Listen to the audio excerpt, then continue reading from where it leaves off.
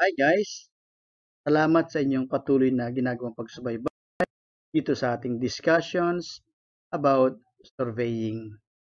At sa pagkakataong ito guys ay ipagpapatuloy natin yung ating discussions about spiral transition curve. At in particular ay didiscusin natin dito yung mga elements of spiral transition curve at kung paano na-derive yung mga formula dun sa elements of spiral transition curve.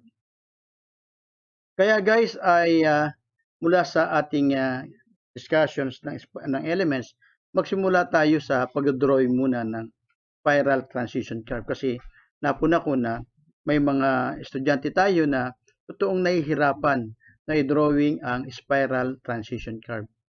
At para madali nating may drawing ay magde-demonstrate tayo dito kung paano yung mas akma na illustration ng ating spiral transition curve.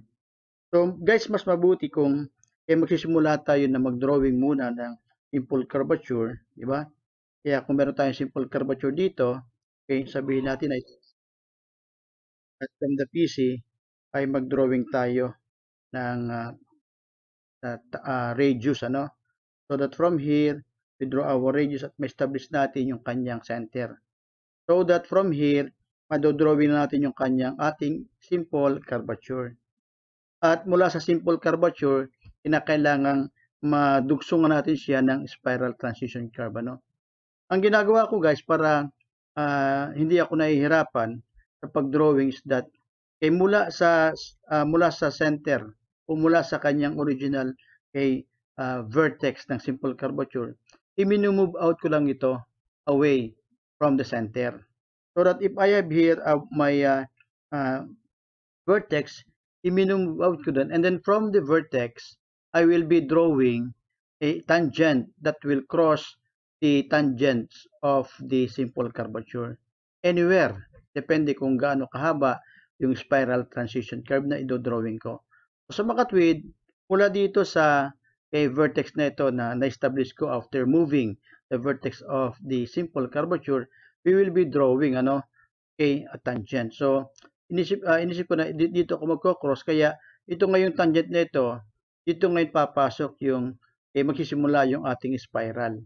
Dito magsisimula yung ating spiral at from here, dito natin ipakikita yung lahat ng elements ng spiral transition curve. Nagsimula tayo dito sa simple curve, i-move out ko lamang yung vertex. From the vertex, I draw lines that will cross or intersect the tangent of the simple curvature, and then I have established now the tangent to the spiral. So mag-start tayo guys with the first element. Yung tinatawag nating mamaya pala makikita natin yung element, ano. Pakita natin muna kung paano yung drawing ng spiral transition curvature. So from here, from this point, drawing natin yung kanyang perpendicular line so that we can now draw a line, a smooth curvature from this point up to that point in the simple curve. Kaya ito ngayon ang ating kurbada, spiral transition curve. At dito, magsisimula yung pag-increase ng super elevation, 0 at the TS, at pinakamalaki dito sa ating PC. Diba? And then on the other side of the simple curvature, ganun din, ano? At the same distance from the vertex to the TS, establish lamang natin siya dito. Diba? Kaya magdodrawing tayo ngayon ng kurbada from here, diba? And then this becomes now our point. So we can now establish our center of the spiral transition curve, which will be somewhere at the bottom. Now, magsimula tayo dito i-identify itong mga elements ng simple curvature, ano? At magsisimula tayo with the tangent to spiral given with the symbol TS. Itong TS na ito daw yung point na kung saan yung tangent ay nag-meet doon sa ating spiral. It is the point where the tangent meets the spiral, or it is actually the point or the beginning of the spiral transition curve. Kaya itong TS na ito, dito nagsisimula yung ating spiral transition curve papunta sa point na ito. Diba? Kaya yung ating TS makikita natin sa pamamagitan nito ang ating circle na ito. Yung second point, second element natin is the spiral to peak curvature given by the symbol SC. Yung SC naman, ito daw yung point na kung saan the spiral meets the simple curve. Asan yung point na ito? Ito yung point na kung saan nag-meet yung ating spiral doon sa simple curvature, and this is our SC. Yung pangatlong element ng ating spiral is the curve to spiral. Ito naman daw yung point na kung saan yung ating simple curvature meets or ends, natapos yung ating simple curvature, and it meets the spiral on the other side of the curve. So kung titingnan natin, ito yung ating CS. Diba? Then we also have here our spiral to tangent. Ito daw yung point na kung saan the spiral ends and meets the other tangent of the spiral. Ito yung point na tinutukoy natin. Okay. So after that, meron pa tayong tangent distance. Yung tangent distance, ito yung distance between the TS to the point of intersection of the tangent. Ito yung ating TS, ito yung ating point of intersection sa makatwid. Ito yung ating tangent distance na tinutukoy. Given by the symbol A sub S. The next element, okay, na makikita natin on the curve, on the simple spiral, is our, okay, tangent distance of the simple curvature. Kasi bahagi din ng spiral transition curve yung ating simple curvature. Kaya we also have to take into consideration this element of the simple curve. Tinutukoy natin dito na tangent distance of the simple curve. Ito yung ating simple curve, di ba? At ang tangent distance natin ay itong line na ito sa makatwid, this line, our tangent distance. Okay? So we also have here our intersection angle of the spiral or spiral transition. Sometimes it is also called as spiral easement curve. At we're given here the symbol I. So this is our intersection of the tangent. So makatwid, this angle, okay, will be our I. At yung I na yan, equal din dito sa angle nito, okay, between. So hindi ko lang may pakita dito kasi kinapos na ako sa space. Yung next element natin is the intersection angle of the simple curve given by the symbol I sub C. So, tingnan natin itong ating simple curvature. Our simple curvature have this vertex. At sa makatwid, ito yung ating I sub C at ito rin yung subtended angle ng ating simple curvature. Kaya binibigay siya natin dito ng symbol I sub C. Kasunod na element dito ay itong radius of the curvature given by the symbol R sub C. It is the radius of the simple curve. So makatwid, ito yung R sub C na yun. At saka ito rin. Yun, Then we also have here our degree of the simple curve. Tandaan natin, yung degree of the simple curvature is the angle subtended by a chord length equal to 20. Kaya kung meron tayong chord length dito, halimbawa, na 20 meters, therefore the angle subtended by this chord will be equal to the degree of the curvature given by the symbol D. Okay? So the next element that we will have is the long tangent. Pag sinabi nating long tangent, it is the long tangent of the spiral transition curve. Kung titingnan natin, ito yung ating spiral transition curve at yung ating transition curve ay mayroong dalawang tangent. Itong tangent na ito at saka itong tangent na ito, hindi ba? So it is actually the distance from the intersection of the tangent to the spiral. Ito kasi yung ating tangent to the spiral, di ba? So yun. And the tangent to the curve, di ba? Tangent to the curve is 1. From either TS to SC. Ito kasi yung intersection ng tangent, yung distance mula dito hanggang dito raw, o kaya mula dito hanggang dito, kung alin man yung mahaba, yun yung tinatawag nating long tangent distance or long tangent of the spiral transition curve. So, isipin natin na kunwari ito yung mahaba, then that is given by E sub L. Then the shorter one shall be called as the short tangent. Okay, that is the shorter tangent between the intersection of the two tangents to either TS or SC. At kung ito yung mas maikli, then this will be our T sub S or short tangent. Kasunod na element na makikita natin sa spiral transition curve ay itong offset from tangent at any point on the spiral. At pag sinabi natin offset from tangent, it actually refers to the distance of the point to the tangent on the spiral. At any point, pag sinabing at any point, you can select any point on the spiral. Sabihin natin that this is our any point on the spiral. The distance of this, okay, from the tangent, which is this one, will be our offset from tangent and given by the symbol x. So, makikita natin ito yung ating, okay, x. Diba? The next element will be our offset from tangent at SC.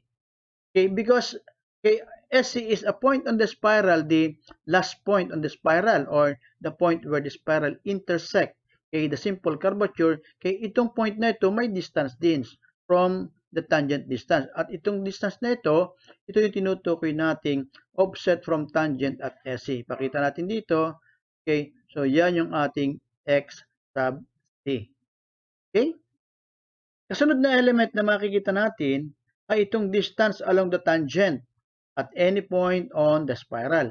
Kung ito yung tinutukoy nating any point on the spiral at ito naman yung tangent na kay tangent natin, yung distance daw nito kay from TS measured along this tangent will be our distance along the tangent at any point on the spiral and it is given by the symbol y. Kaya kung idodrawing natin itong distance na ito mula dito sa point na ito, then this distance will be our okay, y. Ba? So, next element natin will be the distance along the tangent at SC. And it is given by the symbol y sub c. So, again, if it is our SC, and this is our tangent, then the distance of that SC measured along the tangent will be this distance, itong line na ito. Mula dito daw hanggang dyan, so it will be our y sub c. Okay? That is called as the distance along the tangent at SC.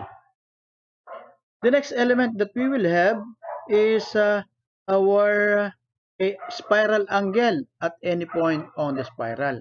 Pag sinabi nating spiral angle, ito yung angle that is measured from the tangent and the line tangent to any particular point on the spiral. Kaya, pag kunwari kumuha tayo ng this point on the spiral at sabihin natin that this is the point on the spiral. If we are to draw a line that is tangent to this point, and assuming natin na yung line tangent to that point is drawn from this point, yan yung kulay green na nakikita natin, ano? The angle that this green or this tangent is making with respect to our tangent distance, itong angle na ito, okay, will be called as S, given the symbol S, or it is called the spiral angle at any point on the spiral. Similarly, okay, we will have the deflection angle at any point on the spiral. So, we are talking of the same point. What is this deflection angle? Pag sinabi nating deflection angle, it is the angle that the line joining TS and that point on the spiral is making with respect to the tangent. Kaya kung magdodrawing tayo ng line that will connect this TS, okay, papunta dito sa point na ito, given by this line, okay, that line. Therefore, this line is making an angle with the tangent, okay, and given by that symbol. Pakita natin itong I. Kaya ko pinakita dito na kahit maliit na sa inyong screen, para makita natin kung nasaan ba yung tinutukoy nating deflection angle at nasaan ba yung tinutukoy nating okay, spiral angle at any point on the spiral. Okay?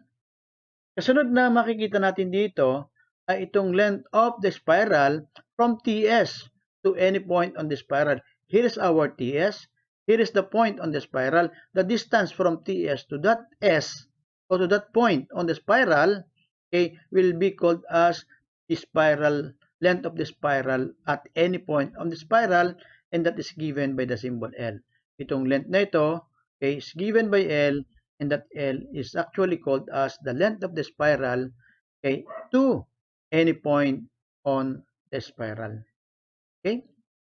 So, because we also have here the point C, itong SC neto, okay, would also have spiral angle. So, we have the spiral angle at SC.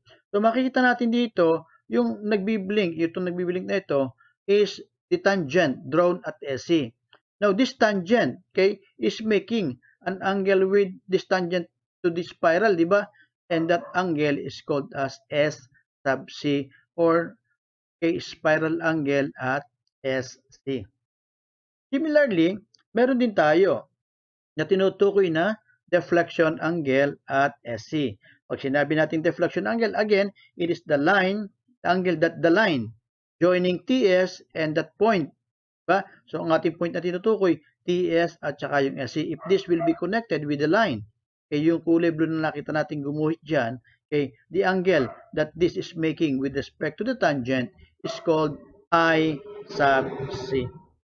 And then later on, gagamitin natin yung, okay, i-derive natin yung mga formula, okay, on this formula to find for this element of the spiral transition curve. And last, meron tayong tinatawag na length of the spiral from TS to SC. Mula daw dito hanggang dyan, ano? Hanggang dyan, yun yung tinatawag nating length of the spiral from TS to SC. And this is given by this line. Okay, so you have here our L sub C. So far, these are the elements of the spiral transition curve. And after that, we shall be presenting or discussing the properties of the spiral transition curve. So, puntahan natin itong tinutukoy nating properties kasi mula sa properties, makapag-derive tayo ng ilang elements of the spiral transition curve. Kaya, ang unang property na maunawaan natin about the spiral is that the radius of the curvature varies inversely with the length of the spiral. Sabi daw dito, yun daw radius ng curvature ay nagbabago inversely with the length of the spiral. Anong ibig sabihin nun? This means that okay, as the spiral gets longer, habang humahaba daw yung spiral, anong nangyayari sa radius? The radius becomes shorter. Kaya nga titingnan natin dito sa ating illustration, at this point when the spiral is at TC, ganito kahaba yung kanyang radius. Habang lumalapit siya, habang mahaba yung ating spiral, ito nga yung kanyang nagiging radius. Kaya nga pagdating sa SC, ang kanyang radius na lamang ay R sub C na lang. Di ba? Now, this can be represented in the form of a relationship or equation. So that in symbol, we write that as R is to R sub C is equal to L sub C is to L. Diba? Dahil ang kanyang relationship ay inversely, mapansin natin yung kanyang subscript nasa magkabilang position. If it is in the denominator for the radius, it will be in the numerator for the length because the relationship is that the radius is inversely proportional to the length of the spiral. Diba? Yung second property na meron tayo is that the degree of the curvature varies directly with the length of the spiral. Sabi daw diyan, yun daw degree ng curvature ay nagbabago directly with the spiral. Nang ibig sabihin nun, kapag humaba na yung ating spiral, ang nangyayari, yung ating degree of the curvature also becomes larger. Lumalaki na rin yung subtended angle ng ating spiral habang humahaba yung ating spiral. So that in symbol, we write that as D is to D sub C is proportional to L is to L sub C.